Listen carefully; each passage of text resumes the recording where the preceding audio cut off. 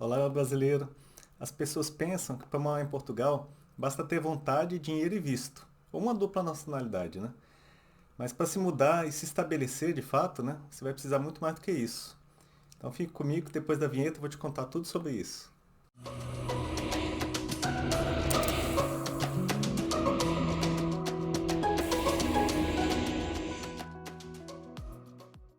Eu sou Johannes Schneider e você está no Trajeto Portugal, o canal do brasileiro europeu em Portugal. Siga-nos nas redes sociais para receber conteúdos preparados para você toda semana.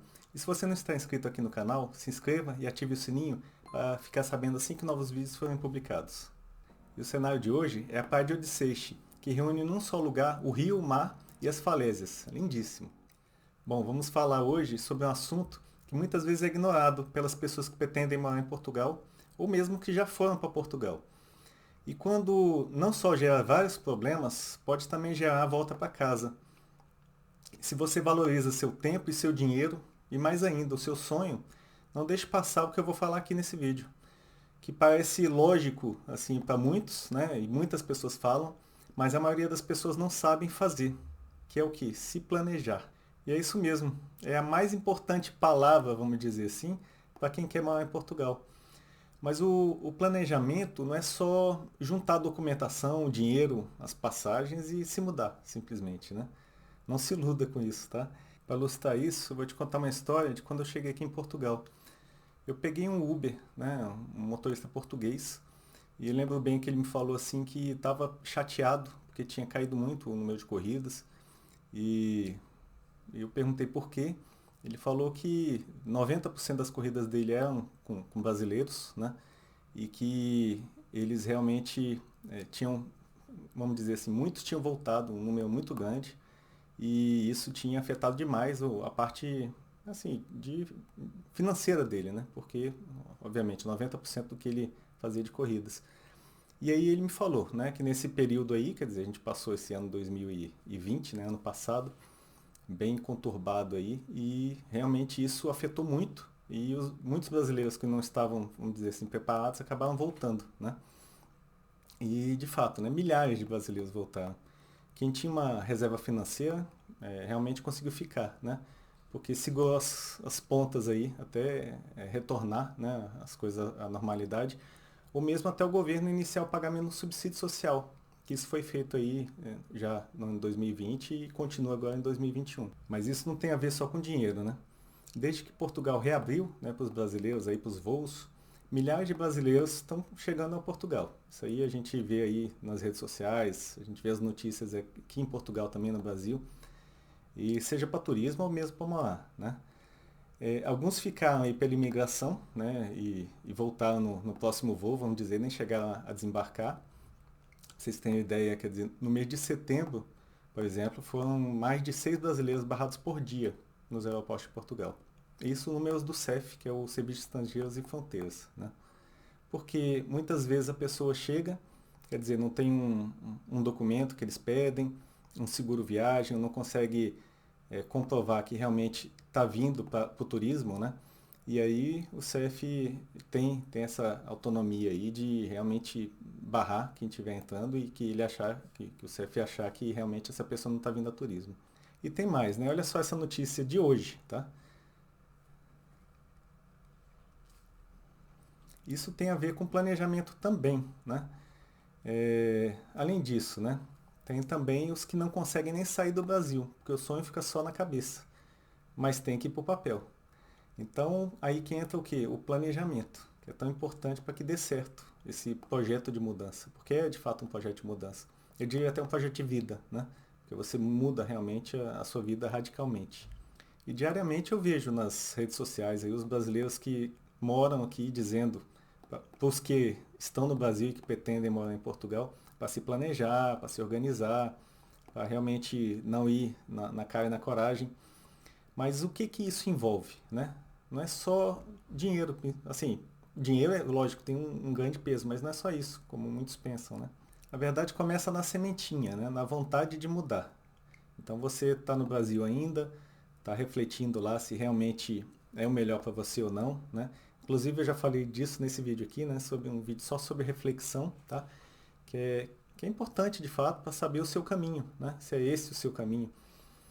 E você tem assim que ter uma motivação.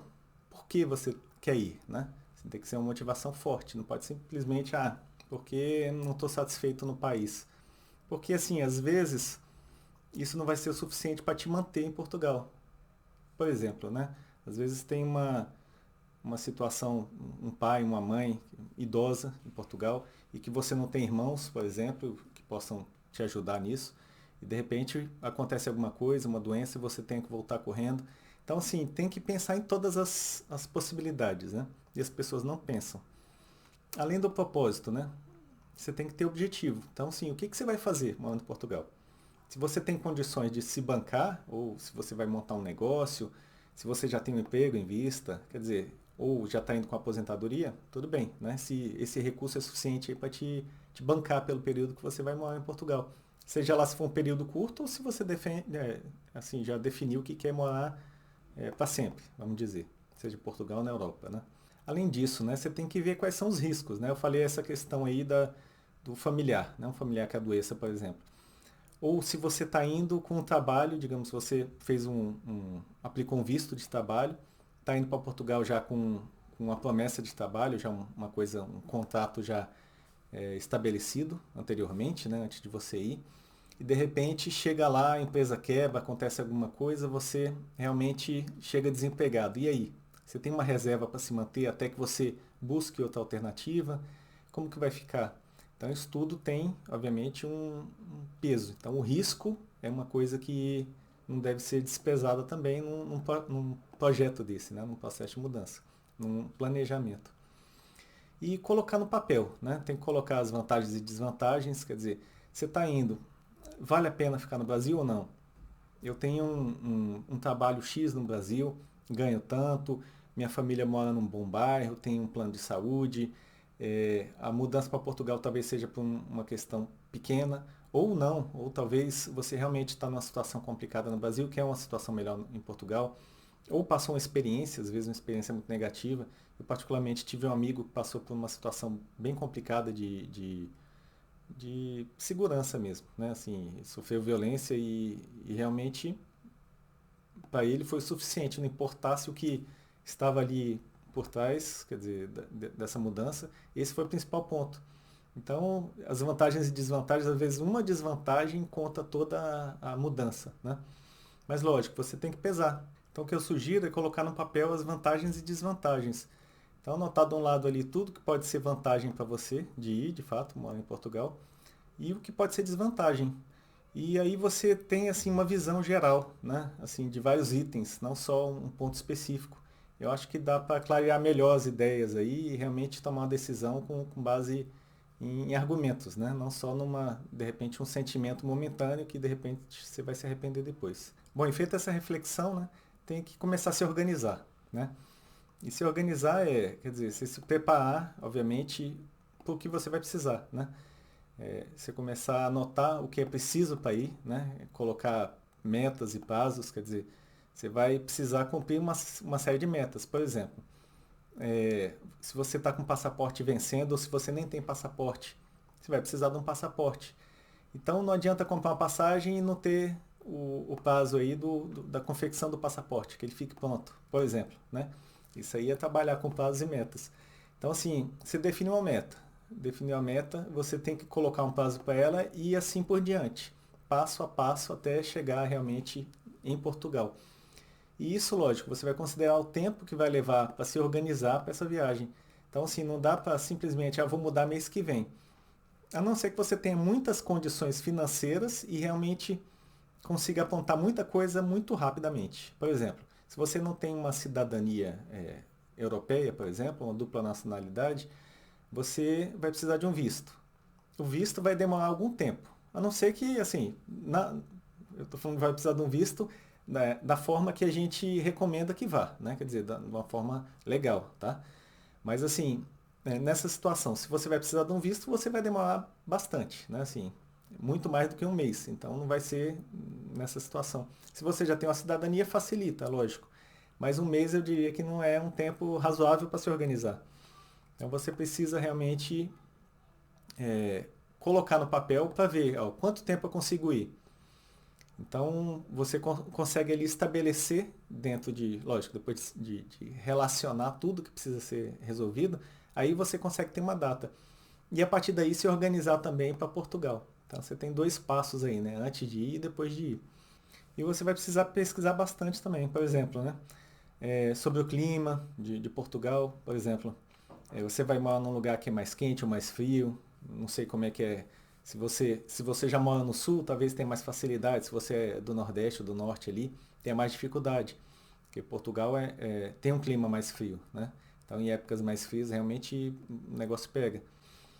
Questão do trabalho, quer dizer, visto de trabalho, se você estiver indo com visto de trabalho, ou depois que você for chegar, quer dizer, se você não estiver indo com uma renda, como que você vai se sustentar em Portugal? Né? Isso é importante. Que cidade que combina mais com você? Né? A gente fala assim, eu vejo muitas pessoas nas redes sociais falando assim, eu estou vendo qualquer cidade, será que é isso mesmo? Será que a cidade que você está indo não tem nada a ver com o seu perfil? Ou se você vai morar de repente numa vila que tem poucas pessoas, tem muitas cidades que tem menos de 5 mil habitantes, então você vai morar numa vila que quase não tem nada e você é uma pessoa que gosta de digitação, será que você vai a longo prazo ser feliz ali? Ou se você tem um plano para mudar logo dessa vila?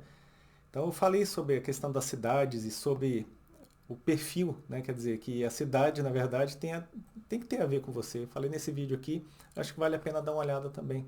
A questão dos custos, né? Quanto você vai precisar ter de reserva?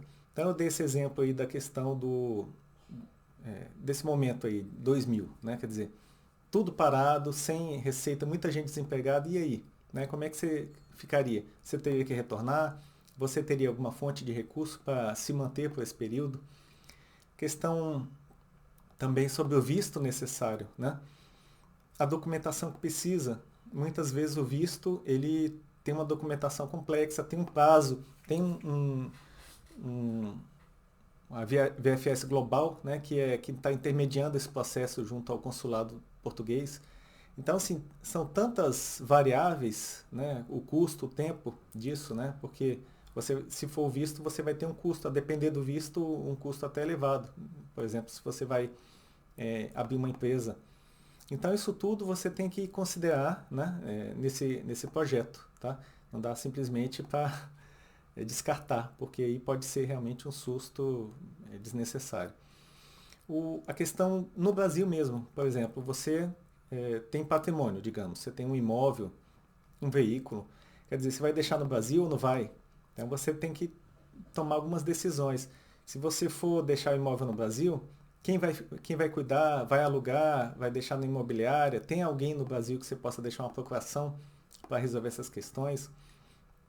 Se você for vender esse imóvel, quer dizer, o tempo de venda dele, quer dizer, demora. Imóvel, lógico, você vai anunciar, tem o prazo aí de olhar o imóvel, ver a documentação, a escritura, aquela coisa toda. Então, isso tudo você tem que considerar. A questão do imposto de renda, falando já do imóvel, por exemplo, se você for vender, tudo bem, você pode fazer uma saída definitiva, de repente, do país. Ou se você vai manter algum negócio e você não quer fazer a saída definitiva por conta de imposto, talvez, como é que você vai fazer? Você vai ficar um período em Portugal, um período no Brasil, por exemplo? Então, assim, são muitas variáveis, muitas decisões a tomar só no começo, quer dizer, no período ali de decisão ainda, sem considerar outras questões aí que já é mais de execução. Mas só na questão de se organizar, você já vai precisar pensar, botar no papel e decidir. Né? A documentação, por exemplo, o que você vai levar? O que você vai precisar de documentos? Passaporte, diploma, que de repente você vai ter que apostilar, ou você não está com diploma, vai ter que ir na universidade ou onde for para pedir uma outra via, porque você vai precisar em Portugal. E como você vai comprar euro, por exemplo, você está levando em espécie. Ah, vou levar X euros em espécie, em nota mesmo. Mas e aí? Quer dizer, você vai entrar com esse recurso? Será que você pode sair com esse recurso? Você sabe o limite de dinheiro para entrar e sair sem declarar, por exemplo? Então isso tudo tem que ser pesquisado. Para pagar mais barato esse euro, você vai comprar como? Numa casa de câmbio? você vai usar um serviço, por exemplo, de transferência de recurso, tem uns que o euro sai praticamente o preço do euro comercial e não turismo, que é muito mais caro. Então isso tudo, quer dizer, tem que fazer parte aí de um planejamento. Porque pensa bem, você pagar um euro mais caro, você vai comprar muito euro, vai pagar vários centavos a mais, às vezes 30, 40 centavos a mais por euro, né? E sendo que você poderia pagar mais barato. Então, assim, realmente não é só fazer, botar o euro no bolso e levar. E se você decidir que não vai ficar com esse recurso em espécie, ou vai levar pouco em espécie, quer transferir, como é que você vai fazer? Vai abrir uma conta em Portugal? Você sabe como abrir uma conta em Portugal? Você vai realmente fazer a distância? Dá para abrir conta do Brasil. Já falei disso nesse vídeo aqui também. Então, assim, você tem que saber as alternativas para você economizar tempo e dinheiro. E economizar também é estresse, né? Porque às vezes você vai abrir conta aqui, faltou algum documento, ou, não sei, você esqueceu alguma coisa no Brasil. Então, assim, o planejamento é importantíssimo. Mais ainda, se você estiver indo só, você já tem essa possibilidade de passar muito estresse, né? Se não se planejar. Que dirá se você for viajar com a família?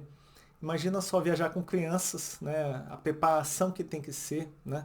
O que você tem que preparar de documentação, autorização. Às vezes você está separado do seu cônjuge e tem um filho em comum e quer levar o filho, vai precisar da autorização dele, porque se você for bater lá na Polícia Federal na saída do Brasil, você vai voltar se seu passaporte não tiver essa autorização.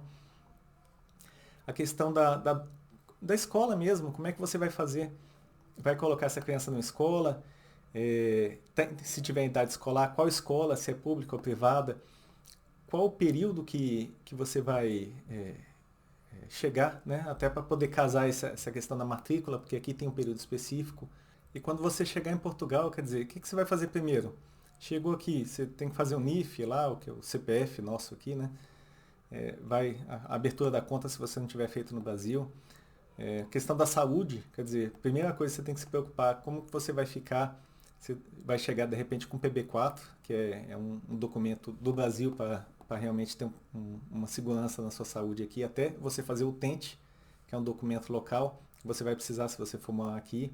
E quando você chegar aqui, quer dizer, você vai alugar um imóvel, vai comprar, né, ou vai ir para um Airbnb, para um hotel, por exemplo, qual vai ser a sua opção? E você tendo essa opção, qual vai ser o próximo passo? Quer dizer, digamos que você tenha arrendado uma casa que é alugar, né, ou comprado, você chegou na casa, o gás não liga. Como é que você vai verificar essa questão dos serviços? Tem que pesquisar, porque senão você pena muito, sabe? Às vezes você não sabe, são várias empresas de energia diferente do Brasil. Às vezes a gente está preso lá em uma só, né? Muitas vezes estatal. E aqui não, aqui tem várias concorrendo. Qual que vale mais a pena? Como que liga o gás se você não tiver lá o relógio lá, o registro? Como que você vai fazer isso? Eu particularmente assim, eu já tive uma experiência bem complicada, que quando eu cheguei, eu aluguei um imóvel, vim com minha família, e o imóvel a gente entrou com móvel, com tudo, e foi olhar e o gás. Vamos ligar o gás. Aí ligo lá na empresa, a empresa falou, ó, o imóvel de vocês não tem o gás montado, então a gente vai ter que montar. E agendou para fazer uma vistoria da tubulação, para depois trazer o relógio, né, o medidor. E aí, quando foi trazer o medidor, ó, tá faltando um joelhinho, uma dobra que encaixa nesse relógio, você tem que mandar fazer. E quem que faz isso? É um picheleiro, aí você vai atrás do picheleiro e o cara te dá tanto tempo para fazer. Nisso eu fiquei assim, acho que a gente ficou quase 30 dias aí com só fervendo água, na verdade. Porque realmente assim, o gás faltou, né? O gás que ligava a parte elétrica, a parte de aquecimento da água. Então, a gente teve que usar energia para estar fervendo coisa, por exemplo, chaleira elétrica e coisa do tipo, para conseguir ter água. Então foi complicado. Estou rindo agora, mas foi bem complicado, eu com duas crianças. Então, assim, tem que pensar bem, sabe? Não dá para vir na doida sem planejar bastante. Como é que você vai contratar esses serviços? Então, pesquisa também para chegar já com isso já na ponta da agulha ali, né? Para não demorar, não passar estresse. E ainda sobre os imóveis, né? Como é que é a questão térmica, né? Quer dizer, Aqui é diferente do Brasil, né? O Brasil é um país tropical, então você simplesmente aluga, dá uma olhada, lógico, tem que ter os cuidados lá, aí, né? Mas são cuidados assim, gerais, né? Aqui não, aqui você tem que olhar isolamento térmico aí, a questão de se as paredes têm alguma proteção, as janelas são duplas ou não, porque passa vento e o vento na época de inverno é muito gelado, você não aguenta. Se você for colocar um aquecedor manual, comprar um aquecedor desses manuais, você vai gastar muito dinheiro, porque você não vai conseguir, para conseguir manter o imóvel aquecido, você vai gastar muito. Então, assim, são vários detalhes. Às vezes você compra você vai morar numa casa, né? A casa dos meus sonhos. Chega lá no inverno ou no tempo de chuva, começa a mofar tudo, entra muito bicho. E aí, né? Quer dizer, você não pesquisou como é que são as casas em determinada região, né? Essa questão da energia, né? A certificação energética, que é o aquecimento da casa, isso é fundamental, porque às vezes não tem, ou tem uma lareira só, vai ficar todo mundo lá na sala no tempo de frio para conseguir se virar. Então eu acho isso bem complicado. É, assim, eu diria que a pesquisa é fundamental antes de tomar qualquer decisão. E sobre o trabalho, por exemplo, se você já vem do Brasil com um trabalho ótimo, né? Se você ainda vai se preparar, quer dizer, você vai ter que chegar, vai ter que fazer os cursos aqui muitas vezes, dependendo da sua formação ou não, se você não tiver uma formação específica, você vai precisar muitas vezes aí fazer um curso, porque não é simplesmente chegar e já conseguir um trabalho, não vou dizer muitos não, mas uma boa parte consegue, né, emprego, mas tem muitos que não conseguem, e aí? Quer dizer, você vai fazer um curso, tem o IFP, por exemplo, vai fazer um curso lá, você vai gastar, né, se você for trabalhar às vezes tá procurando emprego, você vai trabalhar num bar ou numa lanchonete como garçom, por exemplo. Se você não tiver uma formação, muitas vezes não vão te contratar, porque tem uma formação específica para garçom. Então isso tudo tem que pesquisar. Se você, por exemplo, tem um diploma específico, você é um profissional liberal, né? Será que você pode atuar aqui diretamente? Tem uma reciprocidade, por exemplo, o advogado pode. Tem, lógico, um processo de avaliação e deferimento disso, né? Mas além disso, né? Quer dizer, se for fazer um outro curso, tem a questão dos diplomas. Você vai ter que validar um diploma, ou reconhecer, né? Melhor dizendo, o diploma. Fazer toda a preparação aí de entrevista de emprego, muitas vezes, dependendo qual a sua intenção aqui. Então, assim, tudo isso tem que ser pesado e tem que ser colocado no papel, para você realmente estudar cada um desses pontos. A questão que eu falei, né, de matricular os filhos, por exemplo, né? Existe custo. Aqui a educação não é gratuita.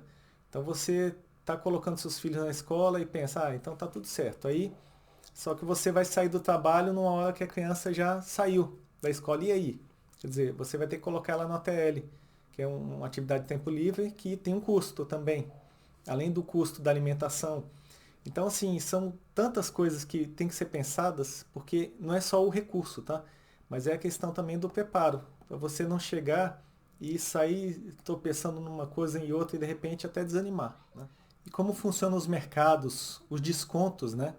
Quando você compra no mercado, quer dizer, muitas vezes você tem desconto com combustível, você tem desconto em outro tipo de loja. Então, até nisso, né? Assim, você economizar.